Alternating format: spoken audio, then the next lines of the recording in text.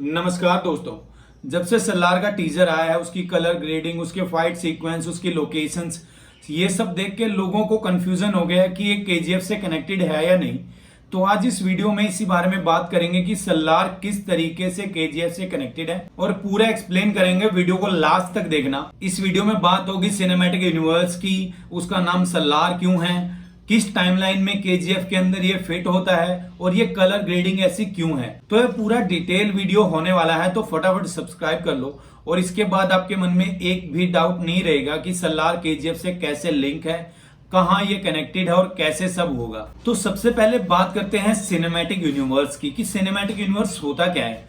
क्योंकि जो ये मूवीज आप देख रहे हो, केजीएफ है, सलार है, फिर NTR 31 भी आएगी, तो ये सब क्या है? ये सब एक सिनेमैटिक यूनिवर्स है जिसका नाम है Prashanth Neel cinematic universe. Example के लिए हम देखें तो मार्वल्स देखा होगा आपने, डीसी देखा होगा। अगर हम मार्वल्स की बात करें, मार्वल्स का अपना एक सिनेमैटिक यूनिवर्स है। उसके अंदर आप देखो अलग अलग मूवीज हैं, जैसे आयरन मैन की अलग है, थॉर की अलग है, स्पाइडरमैन अलग है, डॉक्टर स्ट्रेंज अलग है। तो सब कैरेक्टर्स को उन्होंने अलग अलग मूवीज के अंदर डेवलप किया हुआ है और फिर एवेंजर्स के अंदर वो साथ आ जाते हैं। तो वो सब एक ही सिनेमैटिक यूनिवर्स का पार्ट है जो मार्वल्स का है। वैसे ही केजीएफ, सलार, NTR 31 और जो आगे मूवीज आएंगी, ये एक ऐसा अनलिमिटेड यूनिवर्स बन गया है। और प्रशांत नील के हाथ सच में गोल्ड माइन लग गई है, क्योंकि इस यूनिवर्स से वो सालों तक पैसा कमा सकते हैं। क्योंकि लोग इतना ज्यादा कनेक्ट हो गए इस यूनिवर्स से, उस कलर ग्रेडिंग से जो मैं बात कर रहा था, आगे जिसके बारे में बात भी होगी। तो जो एक ये सिनेमैटिक यूनिवर्स है, सिनेमैटिक यूनिवर्स का मतलब ही होता है फिल्मी दुनिया की एक अलग दुनिया। जैसे एक अर्थ पे हम रह रहे हैं, ये हमारी दुनिया है, ये हमारा इंडिया है, कहीं अमेरिका है, कहीं चाइना है। वैसे ही सिनेमैटिक यूनिवर्स के अंदर एक अलग दुनिया ही बन जाती है। उनका अपना एक इंडिया होगा, उनका अपना एक यूएसए होगा। बिल्कुल एक ऐसा सिनेमैटिक यूनिवर्स जो बिल्कुल रियल फील होने लग जाता है, क्योंकि हम कनेक्ट हो जाते हैं, क्योंकि बहुत सारी मूवीज के अंदर हम उनको देखते हुए आ रहे होते हैं। तो सिनेमैटिक यूनिवर्स का मतलब ही यही होता है। वो दुनिया ही अलग है, उसके लोग वैसे हैं, उसके अंदर फाइट ऐसी होती है, उसकी कलर ग्रेडिंग वैसी है और वैसी ही चलेगी। जो लोगों के दिमाग में डाउट था कलर ग्रेडिंग को लेके कि सलार की केजीएफ जैसी क्यों है, तो बिल्कुल वैसी ही रहेगी। NTR 31 की भी सेम ही होगी। आगे जितनी मूवी आएंगी सबकी सेम होगी। और ये कलर ग्रेडिंग ऐसी क्यों है उसके बारे में भी आगे बात करेंगे। तो जो ये मूवीज हैं सारी, ये प्रशांत नील सिनेमैटिक यूनिवर्स का पार्ट हैं और ये सारी एक दूसरे से 100 नहीं 200% कनेक्टेड है। तो ये तो आप अपने दिमाग से निकाल दो डाउट कि सलार केजीएफ से कनेक्टेड है या नहीं। तो बात कर ली हमने सबसे पहले सिनेमैटिक यूनिवर्स की। अब बात करते हैं दूसरे नंबर पे, जो मूवी का नाम भी है सलार। इस नाम का मतलब क्या है? देखिए, जो ये वर्ड है सलार, ये एक उर्दू वर्ड है और मुस्लिम लड़कों का नाम अक्सर ये रखा जाता है। और इस नाम का मतलब होता है चीफ कमांडर, यानी कि राजा का दाहिना हाथ भी आप बोल सकते हो।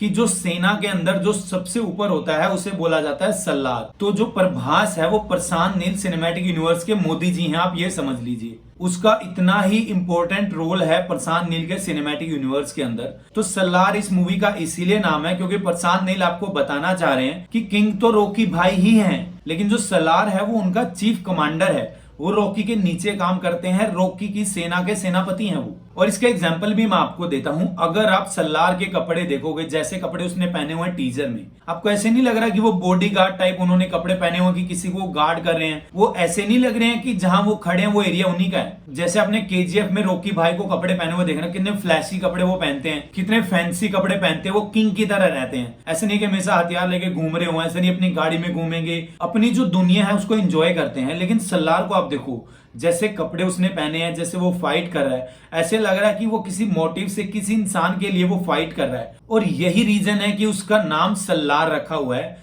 क्योंकि वो यस भाई के लिए काम कर रहा है। तो वो रॉकी भाई के नीचे रहेंगे, क्योंकि राजा तो हमेशा रॉकी भाई ही रहेगा, क्योंकि ये दुनिया उसी की है। वही है किंग इस दुनिया का। जो प्रशांत नील का सिनेमैटिक यूनिवर्स है, उसका राजा रॉकी भाई ही है और वही रहेगा। उसके बराबर कोई नहीं आ सकता। जो उसका स्टारडम है, जो उसका स्वैग है, उसके आसपास नहीं आ पाएगा, क्योंकि उसको वैसा दिखाया हुआ है मूवीज के अंदर। अब बात करते हैं कि कलर ग्रेडिंग ऐसी क्यों है। केजीएफ की भी सेम थी, अब सलार की भी सेम है और आगे आने वाली फिल्मों की भी सेम ही होगी। तो इसका रीजन भी मैं आपको देता हूं कि ऐसी क्यों है कलर ग्रेडिंग की, ऐसे ब्लैक एंड व्हाइट सा ही क्यों है, कि कलरफुल क्यों नहीं है जैसी बाकी मूवीज होती हैं। रॉकी और रानी की तरह इतना फ्लैशी क्यों नहीं है? तो ऐसा इसीलिए है क्योंकि जो ये पूरा सिनेमैटिक यूनिवर्स है वो माइनिंग के अराउंड है, और जिस भी एरिया के अंदर माइनिंग होती है, जैसे हमने केजीएफ देखी थी, वो क्या था, कोलार गोल्ड फील्ड्स की, वहां गोल्ड की माइनिंग हो रही थी। अगर कोल माइनिंग है, जो भी माइनिंग आप देखोगे उसके आसपास की दुनिया ऐसी ही दिखती है। बस प्रॉब्लम यह है कि हम सब उस माइनिंग की दुनिया से बहुत दूर है। ऐसा नहीं कि हमारे आसपास कोई माइनिंग हो रही हो तो हम ज्यादा कनेक्ट नहीं कर पा रहे हैं उस चीज से। तो ये बहुत रियलिस्टिक अप्रोच है कलर ग्रेडिंग की, और इसका एग्जांपल भी मैं आपको देता हूं। अभी मूवी आई थी दशहरा नानी की, आप उसका कलर ग्रेडिंग देख लो, वो भी माइनिंग के अराउंड बनी हुई है मूवी, वो कोल माइनिंग के अराउंड है। आप अगर उसका कलर ग्रेडिंग देखोगे तो सेम है, दशहरा मूवी भी बिल्कुल सेम साउंड करती है। तो जो माइनिंग के अराउंड जो दुनिया होती है उसकी कलर ग्रेडिंग वैसी होती है, वहां धूल उड़ रही होती है, कहीं विस्फोट हो रहे होते हैं। तो माइनिंग की वजह से इन मूवीज का कलर ग्रेडिंग ऐसा है। ऐसा नहीं है कि प्रशांत नील ने डेलिबरेटली ऐसा किया हुआ है, वो ऐसा होता है, और ये बहुत रियलिस्टिक अप्रोच है और ऐसा होना चाहिए भी था। और इसका कलर ग्रेडिंग भी एक रीजन है कि मूवी से इतना कनेक्ट है, और ये मूवी हमें इतना खतरनाक फील होती है कि इतना मासी ये सब लगता है कि यार सब। और सलार का भी कलर ग्रेडिंग वैसा होना इसको केजीएफ से कनेक्ट कर देता है। तो अब चौथे नंबर पे बात करते हैं टाइमलाइन की, कि अगर सलार केजीएफ का हिस्सा है तो सलार की एंट्री केजीएफ में कब होगी? क्योंकि हम केजीएफ की ऑलरेडी 2 मूवीज देख चुके हैं और उनमें सलार कहीं था नहीं, तो उसकी एंट्री कहां होगी? तो मेरा यह मानना है कि उसकी एंट्री होगी केजीएफ 2 के बाद, क्योंकि जब हमने केजीएफ 2 देखी थी, जो उसका एंड सीन था वही सलार का स्टार्टिंग सीन है। क्योंकि टीजर में भी हम देख सकते हैं, जो सलार के टीजर में आर्मी बेस है, वही केजीएफ 2 के एंड में आर्मी बेस थे। और वो आर्मी बेस किसके हैं? वो यूएस आर्मी के आर्मी बेस है। तो मैं आपको एग्जाम्पल और रीजन के साथ समझाता हूं कि ये केजीएफ 2 के बाद क्यों आएगा। सबसे पहला रीजन है वेपन्स, हथियार। अगर आप केजीएफ में देखोगे तो उसके हथियार बहुत पुराने थे, क्योंकि वो मूवी 80s में सेट थी। तो जो केजीएफ में सबसे एडवांस वेपन था वो AK-47 था, और उसको लाने के लिए भी रॉकी भाई को विदेश जाना पड़ा था। लेकिन सलार में आप देख सकते हो एंट्री से ही एडवांस वेपन्स उसके अंदर हैं, एक से एक एडवांस गन्स हैं, एक से एक डेडली वेपन्स उसके अंदर हैं। ऐसे नहीं है कि वो पुराने जमाने की गन्स यूज कर रहे हैं। तो कहीं ना कहीं सलार केजीएफ के बाद आ रहा है। दूसरा बड़ा रीजन है आर्मी। आप देख सकते हो सलार के अंदर एक बहुत एडवांस आर्मी है।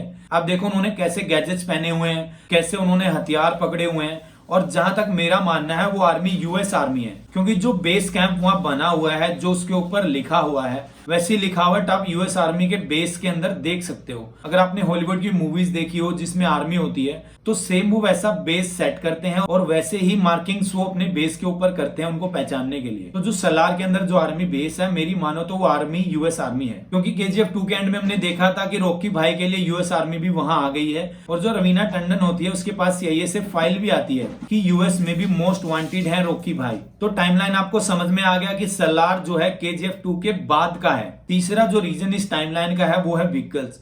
अगर आप देखोगे जो टैंक्स उसके अंदर दिखाए हुए हैं वो कितने एडवांस हैं, और टैंक्स भी यूएस आर्मी के हैं। तो ये टैंक्स भी सलार को केजीएफ की टाइमलाइन में केजीएफ 2 के बाद ही सेट करते हैं। पांचवा जो सबसे बड़ा रीजन है कि सलार केजीएफ से कनेक्टेड है वो ये है कि इस मूवी में आपको यस भाई भी देखने को मिलेंगे। और ऐसा भी नहीं है कि उनका कैमियो है, उनका अच्छा खासा रोल है इस मूवी में। तो ये 100% श्योर हो जाओ कि सलार केजीएफ से 100% कनेक्टेड है, और 2 बीस्ट हमें एक मूवी में देखने को मिलेंगे, यश और प्रभास, जो बहुत सारे लोगों का सपना था।